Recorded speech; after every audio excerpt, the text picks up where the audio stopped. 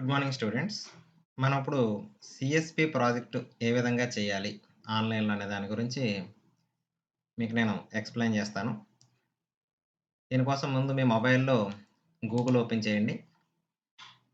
గూగుల్‌లో AP CCE CSP login అని type చేయండి. టైప్ చేసిన తర్వాత మీకు welcome to community service project అని మీకు కనిపిస్తుంది. దాన్ని క్లిక్ చేసినట్టయితే ఈ విధంగా మీకు డిస్‌ప్లే కనిపిస్తుంది. దీంట్లో మీకు స్టూడెంట్ లాగిన్ క్లిక్ చేయండి. ఇది క్లిక్ చేసినట్టయితే ఈ విధంగా మీకు స్క్రీన్ అయితే కనిపిస్తుంది. దీంట్లో మీరు ఓఏఎండీసీ నంబర్ అయితే ఎంటర్ చేయాలి. ఈ ఓఏఎండీసీ నంబరు నేనొకటి మోడల్ తీసుకొని మీకు చేసి చూపిస్తాను చూడండి. ఇక్కడ మీకు పాస్‌వర్డ్ అనేది అందరికి కామన్‌గానే ఉంటుంది. అది క్యా అదేంటన్నది చెప్తాను చూడండి. సిసిఈ ఇవి క్యాపిటల్‌లో టైప్ చేసి, తర్వాత సిఎస్పి స్మాల్ లెటర్‌లో టైప్ చేసి @123 ఇది టైప్ చేసిన తర్వాత మీరు సైన్ ఇన్ అయినట్టయితే మీకు ఎడిట్ ప్రొఫైల్ అనేది కనిపిస్తుంది. ఈ ఎడిట్ ప్రొఫైల్‌లో మీరు చేయాల్సిన పనేంటంటే, మీ మొబైల్ నంబర్‌ని అప్డేట్ చేయండి మ్యాండేటరీగా. అదేవిధంగా ఈమెయిల్ ఐడీని అప్డేట్ చేయండి. అదేవిధంగా ఏబీసీ ఐడీని కూడా అప్డేట్ చేయాలి. ఈ 3 మ్యాండేటరీగా చేయాలి. ఇవి లేకుండా మీరు ఈ ప్రొఫైల్‌ని అప్డేట్ చేయలేరు. ఈ 3 ఖచ్చితంగా ఇవ్వాల్సిందే ఉంటది. ఇంకేమైనా డీటెయిల్స్ ఇందులో ఏమన్నా ఎడిట్ చేయాల్సి ఉన్నట్టయితే ఎడిట్ చేయండి.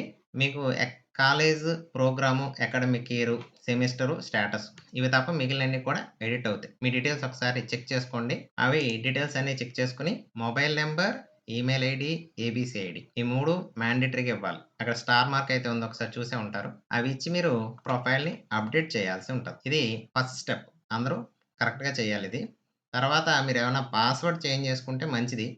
డిఫాల్ట్ పాస్‌వర్డ్ కాకుండా మీ పాస్‌వర్డ్‌నయితే చేంజ్ చేసుకోండి. ఆ పాస్‌వర్డ్ ఖచ్చితంగా నోట్ చేసి పెట్టుకోండి. ఇంకా తర్వాత చేయాల్సింది మనకి సర్వేలోకి వెళ్తాం. మీరిక్కడ సర్వే గనక క్లిక్ చేసినట్టయితే దీంట్లో survey form, survey responses, survey analytics, print survey form ఇలా మీకు మళ్ళీ 4 ఆప్షన్స్ అయితే వస్తాయి ఇక్కడ మీకు. ఫస్ట్ దీంట్లో మనం సర్వే ఫార్మ్‌కెళ్తాం. ఇప్పుడు నేనిక్కడ చెప్పబోయేది చాలా చాలా జాగ్రత్తగా గుర్తుపెట్టుకోవాల్సిన విషయం ఏంటంటే, ఇక్కడ మీరు క్లిక్ చేయగానే కాస్ట్ ఆప్టిమైజేషన్ అనేది కనిపించింది. ఇక్కడ కాస్ట్ ఆప్టిమైజేషన్ అనేది మనం తీసుకున్నటువంటి ఈ సీఎస్‌పి టాపిక్ అన్నమాట. ఇక్కడ ఉన్న క్వెషన్స్ అన్నీ కూడా మీకు ఇంగ్లీష్‌లో ఉన్నాయి కాబట్టి, ఈ ఇంగ్లీష్‌లో ఉన్న క్వెషన్స్‌ని మనం ట్రాన్స్‌లేట్ చేసుకుంటే, అంటే డైరెక్ట్‌గా మీరు మీ మొబైల్‌ని ఎవరైతే ఎక్కడైతే మీరు సర్వే చేయాలనుకుంటున్నారో వాళ్ళకిచ్చేస్తే వాళ్ళు ఈజీగా చదువుకొని ఆన్సర్ చేసేసుకునే విధంగా ఉంటది.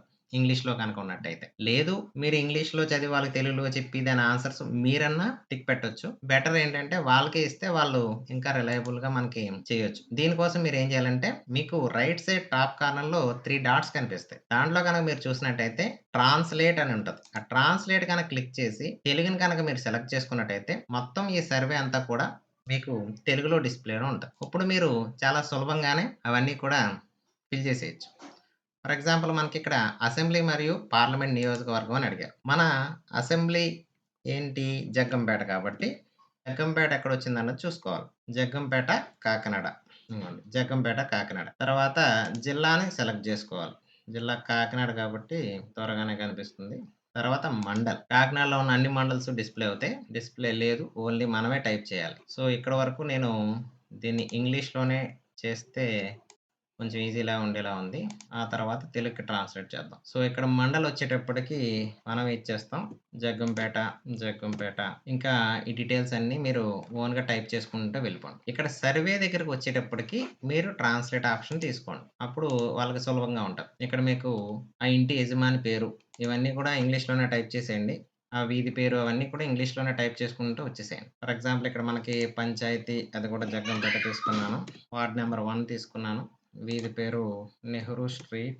ఆ తర్వాత డోర్ నంబర్ అడిగారు. 1-1 రఫ్‌గా తీసుకున్నాను ఇవన్నీ. ఇక్కడ లింగం కుటుంబ సభ్యులు 4గా తీసుకున్నాను. తర్వాత వాళ్ళు ఓసీనా, బీసీనా, ఎస్సీనా, ఎస్టీనా, ఈబీసీనా అనేది మీరు సెలెక్ట్ జేసుకోవాలి. తర్వాత వాళ్ళ మతం ఏదైతే ఉందో దాన్ని సెలెక్ట్ జేసుకోవాలి. తర్వాత వాళ్ళకి తెలిసిన భాషలో తెలుగు తెలిస్తే అయి టిక్ పెట్టండి. మీరు మోర్ థాన్ 1 ఆప్షన్ ఇక్కడ పెట్టుకోవచ్చు. వాళ్ళ వ్యవసాయ వృత్తా అనేది ఇక్కడ దినసరి వేతనం, ఉద్యోగం చేస్తున్నారా? వ్యాపారం చేస్తున్నారా? వేరేదేదన్నా పెడితే మాత్రం దానికి మళ్ళీ మీకు అదేంటన్నది మెన్షన్ చేయాలి. ఓకేనా? వార్షిక ఆదాయం 1,00,000 1,00,000, 2,00,000 అనేది కూడా మీరిక్కడ చూజ్ చేసుకోవాలి. ఆదాయ వనరేంటి? ఇక్కడ ఆదాయ వనరుని ఏదైతే ఉందో అది వాళ్ళని అడిగి సెలెక్ట్ చేయండి. లేదా వాళ్ళకే ఇస్తే వాళ్ళే చేస్తారు. వాళ్ళకి వ్యవసాయ భూమి ఉందా? లేదా? ఉంటే ఉందని పెట్టండి. లేదంటే లేదు. ఇంటి రకం పక్కా ఇల్లా? లేకపోతే సెమీ పక్కానా? కచ్చానా? అది సెలెక్ట్ చేసుకుంటారు. తర్వాత వాళ్ళు సొంతంగా ఉంటున్నారా ఇంట్లో? లేదా అద్దెకుంటున్నారా? లేదా ప్రభుత్వం అందించినటువంటి ఇంట్లో ఉంటున్నారా? తర్వాత వాటికి త్రాగునీటి సదుపాయం ఏముంది? కుళాయా? లేకపోతే బావా? ఇక్కడ బాగా అనొచ్చింది గానీ అది బావి. లేదా బోర్, హ్యాండ్ పంప్, నదా, చెరువా, మునిసిపల్ నీరా? ఇక్కడ మునిసిపల్ నీరు అవకాశం లేదు. ఇదంతా కూడా మనకి పంచాయతీ కాబట్టి. ఇంక ఎల్‌పీజీ వాడుతున్నారా? కట్టెలా? అనేది మీరు వాళ్ళు ఏదైతే వాడుతున్నారో అది చూజ్ చేసుకోండి. అందరూ కూడా మోస్ట్ ఆఫ్ ద కేస్‌లో ఎల్‌పీజీ ఉంటది. విద్యుత్ అందుబాటులో ఉందా? అవునైతే అవును. లేదైతే లేదు. కుటుంబంలో అక్షరాస్యులు ఎంతమంది? ఇందాక 4 మెంబర్స్ తీసుకున్నాను. ఆ 4 మెంబర్స్ కూడా నేను అక్షరాస్యులుగానే తీసుకున్నాను. వాళ్ళు ఎంతమంది అయితే ఉన్నారో అంత వేస్తారు. కుటుంబంలో అత్యున్నత విద్యార్హత వాళ్ళలో ఎంతమందో హైయెస్ట్‌ది ఏదైతే ఉందో అది తీసుకోండి. కుటుంబం పెద్దది కాదు. ఈ కుటుంబంలో ఉన్న సభ్యుల్లో ఎవరిది ఎక్కువ విద్యార్హత అయితే ఉందో అది తీసుకోండి మీరు. ఇంకా ప్రాథమిక ఆరోగ్య కేంద్రం ఎంత దూరంలో ఉన్నది? నేను జగ్గంపేట తీసుకున్నాను కాబట్టి వితిన్ 1-2 కిలోమీటర్స్ అని తీసుకున్నాను. ఆ పిల్లలందరికీ టీకాలు కరెక్ట్‌గా షెడ్యూల్ ప్రకారం వేశారా లేదా? ఇక్కడ నేను అవునని తీసుకున్నాను. అవునైతే అవును. కాదైతే కాదు. అది తీసుకోండి. మీరు ఏవైనా ప్రభుత్వ పథకాల లబ్ధిదారులా? ఇందాక మనం గవర్నమెంట్ ఇల్లు ప్రొవైడ్ చేసిందన్నాం కాబట్టి ఆల్రెడీ ప్రభుత్వ లబ్ధిదారులే. అది ఏ స్కీమ్ అయితే ఉందో ఆ స్కీమ్ పెట్టండి. ఏదో ఒక మాక్సిమం అందరూ కూడా ఏదో ఒక గవర్నమెంట్ స్కీమ్ అందుబాటులో ఉండే అవకాశం ఉంటది కాబట్టి వాళ్ళు అందుబాటులో ఉంటే వాళ్ళ స్కీమ్ పేరు ఖచ్చితంగా రాయాలి. ఇక్కడ స్టార్ మార్క్ ఉన్నాయన్నీ మ్యాండేటరీ. రేషన్ కార్డ్ మాక్సిమం అందరికీ రేషన్ కార్డ్ ఉంటుంది. లేకపోతే లేదని పెట్టండి. ఇంటర్నెట్ యాక్సెస్ అందుబాటులో ఉందా? లేదా?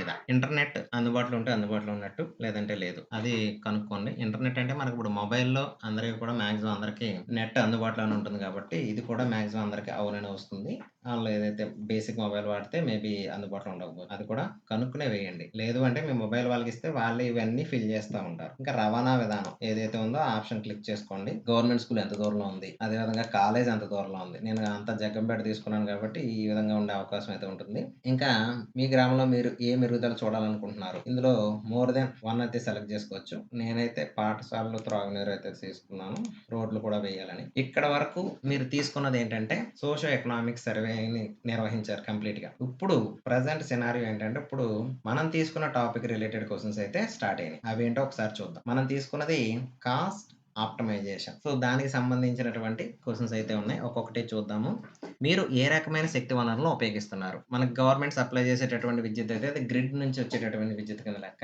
సౌర ఎనర్జీ ఏమన్నా వాడుతున్నట్టయితే సౌరు, పవను, శిలాజ ఇంధనాలు, పెట్రోలు, డీజిలు, బొగ్గు. ఇక్కడ కూడా మీకు పెట్రోల్ కూడా వాడే అవకాశం అయితే ఉంది. ఎందుకు మన మోటార్ బైక్ ఇవన్నీ ఉన్నాయి వాడుతూ ఉంటాం కదా! బయోగ్యాస్ ఎవరన్నా వాడుతుంటే అది. లేదా ఇంక ఇవి కాకుండా ఏదన్నా అదర్స్ ఉన్నట్టయితే అది కనుక క్లిక్ చేస్తే దాన్ని ఏంటన్నది స్పెసిఫిక్‌గా రాయాల్సి ఉంటది. ఇంకా ఆంధ్రప్రదేశ్‌లో ప్రస్తుత విద్యుత్ మరియు ఇంధన ధరలతో మీరు సంతృప్తి చెందారా? అది వాళ్ళ యొక్క సమాధానం ఏదైతే ఉందో అది తీసుకోండి. ఇందులో ఎక్కడా కూడా మీ ఆలోచనలని చొప్పించొద్దు.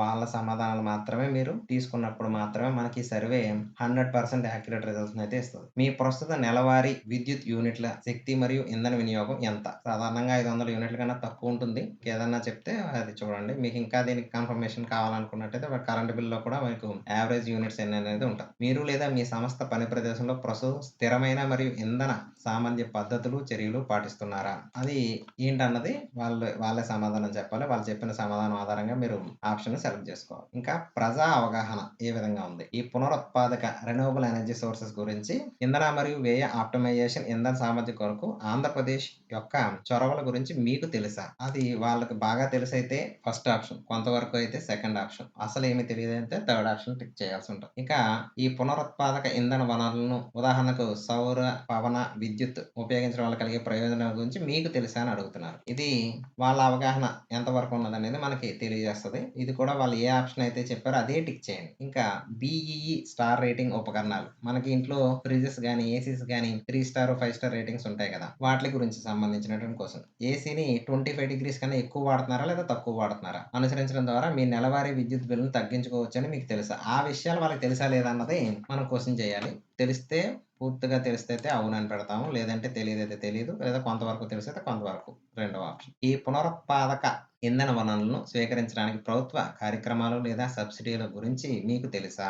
ఇది కూడా ఏ ఆన్సర్ అయితే ఆన్సర్ తీసుకోండి.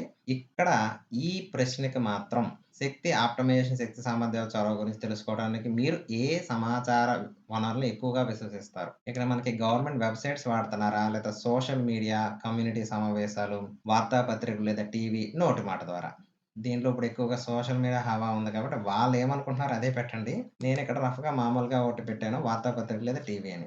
ఇంకా రాజకీయ నిబద్ధత. రాష్ట్ర ప్రభుత్వం పునరుత్పాదక శక్తి ప్రోత్సహించడానికి మరియు ఇంధన ఖర్చులు తగ్గించడానికి కట్టుబడి ఉందని మీరు భావిస్తున్నారా? ఏ ఆప్షన్ అదొకటి వాళ్ళకి ఏదైతే చెప్పారో అదే టిక్ చేయండి. శక్తి ఆప్టిమైజేషన్ కొరకు ప్రభుత్వ మద్దతు యొక్క ఏ అంశాలు మీకు అత్యంత ప్రభావవంతంగా అనిపిస్తాయి?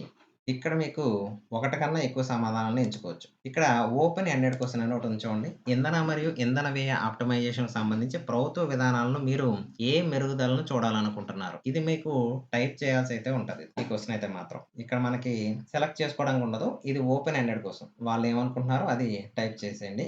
ఇంగ్లీష్‌లో టైప్ చేసేసి. ఇంకా సవాళ్లు. పునరుత్పాదక శక్తి స్వీకరించడంలో మీరు ఎదుర్కొంటున్న ప్రాథమిక సవాళ్లు ఏమిటి? ఇది కూడా ఒకటి కన్నా ఎక్కువ ఆప్షన్స్ అయితే మీరు టిక్ చేయొచ్చు. వాళ్ళకి ఏదైతే ఉందో వాళ్ళు చెప్పిన ఆన్సర్‌లనైతే టిక్ చేయండి.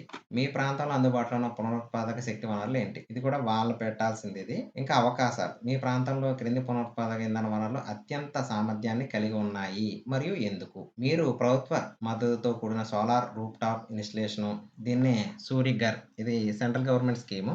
లేదా బయోగ్యాస్ ఉత్పత్తి యూనిట్లు లేదా ఇంధన సామర్థ్య కార్యక్రమాలు వంటి కార్యక్రమాల్లో పాల్గొనటానికి ఆసక్తి కలిగి ఉన్నారా? అవును, ఖచ్చితము లేదా అవును మరికొన్ని వివరాలతో లేదు. ఏదైతే అది పెట్టండి ఆప్షను. ఈ పునరుత్పాదక శక్తి మరియు ఇంధన సమర్థవంతమైన పద్ధతిని అవలంబించడానికి మిమ్మల్ని ప్రోత్సహించే కార్యక్రమాలు ఏమిటి? అవి ఇంప్లిమెంట్ చేయాలనుకుంటే వాళ్ళకి ఏవైతే బెనిఫిట్స్ కావాలనుకుంటున్నా ఇక్కడ కూడా మీరు సమాధానం ఒకటి కన్నా ఎక్కువ సెలెక్ట్ చేసుకోవచ్చు. ఆంధ్రప్రదేశ్‌లో సౌర, పవన శక్తి ఉత్పత్తి మరియు వినియోగానికి మీకు అవకాశం ఉందా? వాళ్ళని అడిగి సమాధానం తీసుకోండి. ఇంకా డీకార్బనైజేషన్ అంటే కార్బన్ వినియోగాన్ని మనం తగ్గిస్తూ ఉండాలి. దానికి సంబంధించిన క్వెషన్స్ అయితే ఉంటాయి. ఇక్కడ శక్తి వినియోగం లేదా ఉద్గారాలను తగ్గించడానికి మీరు వ్యక్తిగతంగా ఏ చర్యలు తీసుకున్నారు? ఏమన్నా సోలార్ ప్యానెల్స్ వినియోగించారా? లేకపోతే ప్రైవేటు వాహనాల్ని తగ్గించడం, చెట్లు నాటడం. ఇందులో ఇక్కడ కూడా మీరు ఒకటి కన్నా ఎక్కువ సమాధానాలనైతే సెలెక్ట్ చేసుకునే ఆప్షన్ అయితే ఉంది. మీ జీవన శైలిని డీకార్బనైజ్ చేయటానికి చర్యలు తీసుకోవటానికి మీరు సిద్ధంగా ఉన్నారా? ఇది కూడా ఆప్షన్ ఏదైతే అది పెట్టండి. మీ జీవన శైలిని డీకార్బనైజ్ చేయటానికి చర్యలు తీసుకోవడానికి మీరు సిద్ధంగా ఉంటే, మీరు ఏ చర్యలు ప్రారంభిస్తారు? ఇక్కడ కూడా మీరు ఒకటి కన్నా ఎక్కువ సమాధానాలు పెట్టొచ్చు. తక్కువ కార్బన్ లేదా ఇంధన సమర్థవంతమైన పద్ధతిని అవలంబించడంలో మీరు ఎదుర్కొంటున్న అతిపెద్ద సవాళ్లు ఏమిటి? ఇక్కడ ఏదైతే ఆప్షన్ చెప్పారో అది చూడండి. ఇక్కడ మీకు ఆప్షన్ చూసినట్టయితే అధిక ముందస్తు ఖర్చులు. అంటే అది ఇనిషియేషన్ చార్జెస్ అవన్నీ ఎక్కువుంటాయి. దాని గురించి సరైన అవగాహన లేకపోవడం, సాంకేతిక పరిజ్ఞానం అనేది తక్కువగా అందుబాటులో ఉండటం, స్పష్టమైన ప్రయోజనాలు లేదా ప్రోత్సాహాలు లేకపోవటం మరియు ఇతరాలు. మీరు ఇతరాలు గనక సెలెక్ట్ చేసుకున్నట్టయితే దానికి మళ్ళీ ఆన్సర్ చేయాల్సి ఉంటుంది. మీ ప్రాంతంలో ఏ కమ్యూనిటీ ఆధారిత డీకార్బనైజేషన్ చొరవలు అత్యంత ప్రభావవంతంగా ఉన్నాయని మీరు భావిస్తున్నారు? ఇక్కడ కూడా మీరు ఒకటి కన్నా ఎక్కువ సమాధానాన్ని సెలెక్ట్ చేయొచ్చు. వాళ్ళు ఏం చెప్తే అదే సెలెక్ట్ చేయండి. మీ స్థానిక సమాజ వ్యర్థ విభజన, కంపోస్టింగ్ లేదా రీసైక్లింగ్ వంటి వ్యర్థాల నిర్వహణ పద్ధతుల్లో పాల్గొంటుందా? అది కూడా మీరు సరిగ్గా సమాధానం అడిగి పెట్టండి. డీకార్బనైజేషన్ చొరవలను అమలు చేయటానికి స్థానిక సమాజాలకు ఎలాంటి మద్దతు అవసరమని మీరు అనుకుంటున్నారు? ఇక్కడ కూడా ఒకటి కన్నా ఎక్కువ ఆప్షన్ సెలెక్ట్ చేసుకోవచ్చు. వాళ్ళని అడిగి కరెక్ట్ సమాధానాలను పెట్టండి. కాలుష్యాన్ని అరికట్టడానికి మరియు జీవన ప్రమాణాలను పెంచడానికి ప్రభుత్వం ఏ చర్యలు, నిబంధనలు తీసుకోవాలి? ఇక్కడ కూడా మీకు మోర్ దెన్ 1 ఆప్షన్ పెట్టడానికైతే అవకాశం అయితే ఉంది. అది చూడండి. మీ ప్రాంతంలో కమ్యూనిటీ ఆధారిత పునరుత్పాదక ఇంధన ప్రాజెక్టులను ప్రవేశపెడితే మీరు అందులో పాల్గొంటారా? ఇక్కడ మీకు ఆప్షన్స్ అయితే ఉంటాయి. చాలా వరకు, కొంతవరకు, తటస్థము, అవకాశం లేదు, చాలా అరుదు. ఏదైతే వాళ్ళు ఏ సమాధానం చెప్తే అదే తీసుకోండి. ఆంధ్రప్రదేశ్‌లో డీకార్బనైజేషన్ ఏ ప్రభుత్వ కార్యక్రమాలు అత్యంత కీలకమని మీరు విశ్వసిస్తున్నారు? ఇక్కడ కూడా మీరు ఆప్షన్స్ మోర్ దెన్ 1 సెలెక్ట్ చేసుకునే ఆప్షన్ అయితే ఉంది. అది వాళ్ళ సమాధానాల ఆధారంగా మాత్రమే టిక్ చేయండి. డీకార్బనైజేషన్ యత్నాలకు ప్రభుత్వం ఏ రంగంలో ప్రాధాన్యత ఇవ్వాలి? ఇది కూడా ఒక్కొక్క దాన్ని వాళ్ళకి ఎక్స్‌ప్లెయిన్ చేసి, వాళ్ళు చెప్పిన సమాధానాన్ని ఫీడ్ చేయండి. డీకార్బనైజేషన్ యత్నాల్లో పౌరులను నిమగ్నం చేయడానికి ప్రభుత్వం ఏ పాత్ర పోషించాలి? ఉద్గారాలను తగ్గించే లక్ష్యంతో ప్రస్తుత ప్రభుత్వ కార్యక్రమాలు మరియు విధానాలు ఎంత ప్రభావవంతంగా ఉన్నాయని మీరు భావిస్తున్నారు? అది కూడా మీరు వాళ్ళని అడిగి వాళ్ళ యొక్క అవగాహనని మాత్రమే ఇక్కడ మనం మెన్షన్ చేయాలి. డీకార్బనైజేషన్‌పై భవిష్యత్ అంచనాలు. డీకార్బనైజేషన్ చొరవలకు చురుకుగా సహకరించడానికి మిమ్మల్ని ఏది ప్రేరేపిస్తుంది? ఇక్కడ కూడా ఒకటి కన్నా ఎక్కువ సమాధానాలు పెట్టొచ్చు. సరైన సమాధానాన్ని గుర్తించండి. ఆంధ్రప్రదేశ్ డీకార్బనైజేషన్ యత్నాల్లో ఏ ఆవిష్కరణలు లేదా సాంకేతికతలు కీలక పాత్ర పోషించగలవని మీరు అనుకుంటున్నారు? ఇక్కడ కూడా వాళ్ళ అవగాహన మేరకు మాత్రమే మీరు ఆప్షన్స్‌ని టిక్ చేయండి. సరైన చొరవతో ఆంధ్రప్రదేశ్ ఎంత త్వరగా నికర సున్నా ఉద్గారాలను సాధించగలదని మీరు అనుకుంటున్నారు? అంటే జీరో కార్బన్ ఎమిషన్ అనేది ఏ సంవత్సరం లోపు మన ఆంధ్రప్రదేశ్ అచీవ్ చేయగలుగుతదని? ఇది 2040 కన్నా ముందా? 2047 నాటికి, 2047 తర్వాత ఖచ్చితంగా తెలీదు. ఏదైనా ఒక ఆప్షన్ వాళ్ళు చెప్తే అదే టిక్ చేయండి. ఇంకా చివరి ప్రశ్న, ఆంధ్రప్రదేశ్‌లో డీకార్బనైజేషన్‌ను వేగవంతం చేయటానికి ఏ భాగస్వామ్యాలు సహాయపడతాయి? ఇక్కడ ప్రైవేట్ భాగస్వామ్యంతో అంటే కొన్ని రెన్యూవబుల్ ఎనర్జీ సోర్సెస్ అనేవి ఉంటాయి ప్రైవేట్‌యి. వాళ్ళ హెల్ప్ తీసుకోవాలనా, అంతర్జాతీయ సంస్థలు లైక్ యూఎన్ గాని, ప్రపంచ బ్యాంక్ గాని, లేకపోతే విద్యా సంస్థల భాగస్వామ్యంతో అంటే ఆర్&డి డిపార్ట్‌మెంట్, రిసర్చ్ అండ్ డెవలప్‌మెంట్. ఇంకా ప్రభుత్వ, ప్రైవేట్ కమ్యూనిటీ చొరవలు. ఇందులో కూడా మీకు ఒకటి కన్నా ఎక్కువ సమాధానాలు తీసుకోవచ్చు.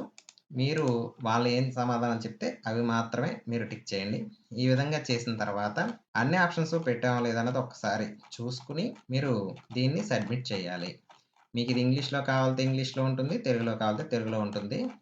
ఇవన్నీ చేసిన తర్వాత ఇక్కడ మీకు కావాలితే ఇప్పుడు చేసిన ఆప్షన్స్ అన్నిటిని మనం మళ్ళీ ట్రాన్స్‌లేట్ చేసినట్టయితే ఇంగ్లీష్‌లో మీకు ఇంగ్లీష్‌లోనే కనిపిస్తది మొత్తం. ఓకేనా? ఇంగ్లీష్‌లో కాదు, తెలుగులో కావాలనుకుంటే తెలుగులో చూసుకోవచ్చు. ఇదంతా అయిన తర్వాత సర్వేను సబ్మిట్ చేయాలి. ఇక్కడ మీకు స్టార్ మార్క్ ఉన్నయి ఏమన్నా కనక మీరు టిక్ చేయకపోయినట్టయితే మళ్ళీ మీకు ఆ సర్వే సబ్మిట్ అవ్వదు. చూడండి ఇక్కడ మనం చూస్తూ ఉన్నట్టయితే ఇక్కడ విద్యుత్ లభ్యత అనేది పెట్టలేదు. సో, మళ్ళీ బ్యాక్ అయితే వచ్చేసింది. సబ్మిట్ చేసినట్టయితే మీకిది సబ్మిట్ అవుతుంది. ఇక్కడ మీరు సబ్మిట్ చేసిన తర్వాత సర్వే రెస్పాన్సెస్ అయితే చూసుకోవచ్చు. యాక్చువల్‌గా నేను అది సబ్మిట్ చేయలేదు. మిమ్మల్ని చేయమని చెప్పాను తప్ప నేనైతే చేయలేదు. ఎందుకంటే మళ్ళీ డేటా అంతా కూడా నేను రఫ్ డేటా కాబట్టి రిజల్ట్స్ అన్నీ కూడా చేంజ్ అవుతాయనే ఉద్దేశంలో దాన్ని సబ్మిట్ చేయలేదు.